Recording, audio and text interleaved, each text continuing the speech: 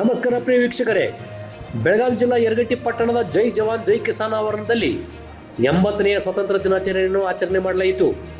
ಮಾಜಿ ಸೈನಿಕರ ಸಮನ್ವಯ ಸಮಿತಿ ಅಧ್ಯಕ್ಷರು ಮತ್ತು ಜೈ ಜವಾನ್ ಜೈ ಕಿಸಾನ್ ಅಧ್ಯಕ್ಷರಾದ ಕುಮಾರ್ ಹಿರೇಮಠ್ ಧ್ವಜಾರೋಹಣ ನೆರವೇರಿಸಿದರು. ಈ ಸಂದರ್ಭದಲ್ಲಿ ಮಾಜಿ ಸೈನಿಕರು, ಬ್ಯಾಂಕಿನ ನಿರ್ದೇಶಕರು, ಸಿಬ್ಬಂದಿಗಳು ಉಪಸ್ಥಿತರಿದ್ದರು. ಇದು ಇವತ್ತಿನ ಅಪ್ಡೇಟ್. ನಿರಂತರವಾಗಿ ನೋಡ್ತಾ ಇರಿ ಟಿವಿ 24 ಪ್ರೈಮ್, ನಿಮ್ಮೊಳಗಿನ ಧ್ವನಿ.